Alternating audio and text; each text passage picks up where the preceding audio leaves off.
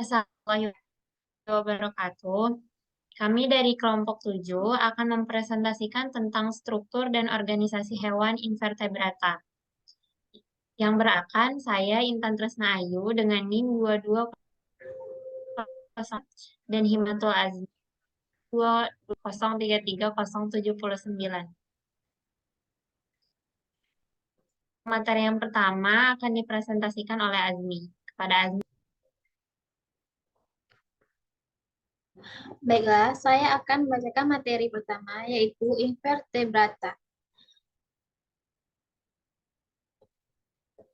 Invertebrata adalah in yang artinya tanpa dan vertebrata artinya tulang belakang. Jadi, invertebrata adalah hewan tingkat rendah yang tidak memiliki tulang belakang. Ciri-ciri invertebrata adalah 1. Tidak memiliki tulang belakang. 2. Biasanya susunan syaraf berada pada bagian ventral atau perut, tepatnya di bawah bagian saluran pencernaan. 3. Biasanya hewan invertebrata memiliki rangka luar.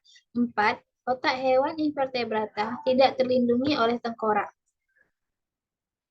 Klasifikasi invertebrata atau filum. 1. Porifera. Porifera merupakan metazoa, permukaan tubuh berpori, hidup dalam air laut, lapisan jaringan embrio diploblastik, bahan membentuk rangka tubuh spikula atau zat kapur, dan spongin atau protein. Pori-pori di permukaan tubuh disebut ostium. Pori-pori di dalam tubuh disebut spongosoil atau atrium. Tempat pembuangan air disebut lubang osculum. Reproduksi secara hermafrodit, ada 3 saluran air, yaitu askonoid, sikonoid, dan leukonoid atau ragon. Selanjutnya ada Coelenterata, yang mana lapisan jaringan embrio diploblastik. Coelenterata hanya memiliki satu lubang yang berfungsi sebagai mulut sekaligus sebagai anus. Lapisan epidermis dapat menghasilkan sengat untuk melumpuhkan mangsa atau membela diri saat menghadapi musuh.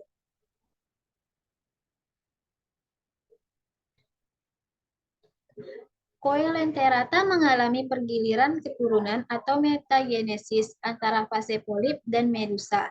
Reproduksi secara aseksual, tunas, dan seksual. Selanjutnya ada Platyhelminthes. Tubuh pipi simetris bilateral, bersifat triploblastik. Hewan ini ada yang hidup bebas, ada juga yang parasit pada hewan atau manusia. Belum memiliki rongga tubuh yang sebenarnya atau acelomata, telah memiliki sistem ekskresi, saraf, dan reproduksi. Selanjutnya ada Annelida. Annelida tubuhnya bersegmen, triploblastik, dan selomata, atau memiliki rongga tubuh yang sebenarnya.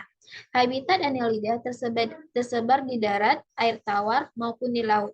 Sistem pencernaan saraf, ekskresi, dan reproduksinya berkembang dengan baik. Sebagian cacing ini mempunyai jenis kelamin terpisah atau diesis gonocoris dan sebagian hermafrodit. Selanjutnya ada moluska. Moluska disebut juga binatang lunak. Tubuh diselubungi mantel yang membatasi tubuh dengan cangkangnya. Moluska ada yang bercangkang atau bercangkok, tetapi juga ada yang tidak bercangkang. Moluska mempunyai sistem respirasi, reproduksi, ekskresi, dan digesti yang kompleks. Sistem peredaran darah terbuka. Jantung terdiri dari beberapa ruangan. Selanjutnya ada Arthropoda, yaitu kelompok hewan yang kaki dan tubuhnya berruas-ruas. Tubuhnya terdiri dari bagian kepala, dada, dan perut. Memiliki rangka luar atau exoskeleton dari zat chitin yang menyebabkan tubuh arthropoda kuat dan kaku. Habitatnya di darat, air tawar, maupun di laut. Selanjutnya ada Echinodermata. Tubuh Echinodermata radial simetris. Permukaannya ditutupi oleh kulit berduri, memiliki 5 lengan tersusun radial. Habitatnya di laut. Sistem pencernaannya lengkap berupa mulut, kerongkongan, lambung, usus, dan anus. Pergerakan dilakukan dengan bantuan kaki ambulakral. Fertilisasi hewan ini terjadi secara eksternal di dalam air. Selanjutnya ada chordata. Hanya lancelet dan tunicata hewan yang tergolong chordata invertebrata. Lancelet atau lancet masuk ke dalam subfilum Cephalochordata. Tubuh lancelet umumnya berukuran kecil. Tunicata masuk dalam subfilum Urochordata. Hewan tersebut hidup di dasar laut dan memiliki tunik atau selubung. Tubuh larva berudu tunicata bertipe simetri bilateral faring. Tubuh larva berudu tunicata bertipe simetri bilateral faring. Tunicata dilapisi oleh silia. Selanjutnya, materi selanjutnya akan disampaikan oleh teman saya, yaitu Intan. Pada Intan, dipersilakan. Baiklah, saya akan mempresentasikan peranan invertebrata.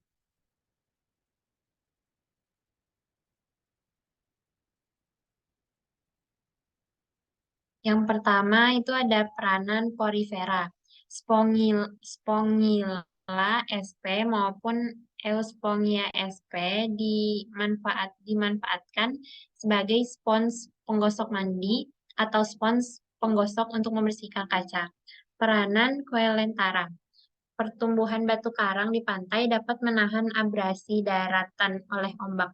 Selain itu, batu karang merupakan tempat perkembangbiakan biota laut, bahkan pembentukan taman laut yang sangat penting bagi pengembangan objek wisata.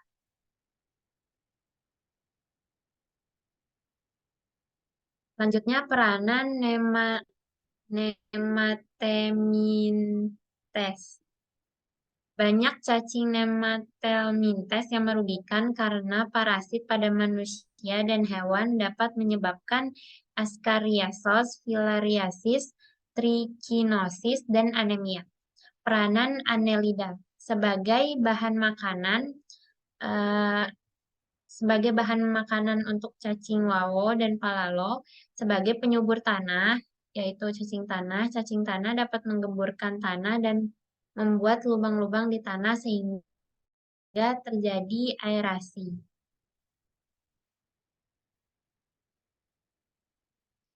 Peranan moluska. Banyak hewan moluska yang dagingnya dapat dimakan seperti cumi-cumi, kerang, dan siput, sehingga dapat difungsikan sebagai sumber protein hewani. Kerang mutiara menghasilkan butiran mutiara yang bernilai ekonomi tinggi. Peranan arthropoda. Sebagai bahan baku makanan, penyerbukan bunga, penyuburan tanah, dan lain-lain.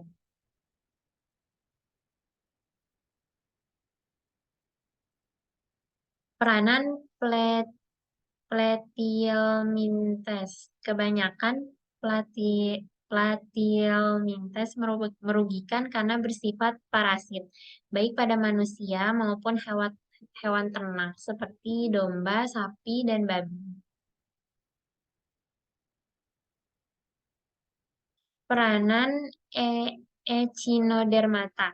Dalam ekosistem laut, hewan-hewan Echinodermata sangat membantu dalam proses biodegradasi sampah organik. Potongan bangkai makhluk hidup dalam laut atau detritus sangat disukai mentimun laut sebagai sumber makanan. Dengan demikian, Echinodermata merupakan pasukan pembersih di ekosistem laut.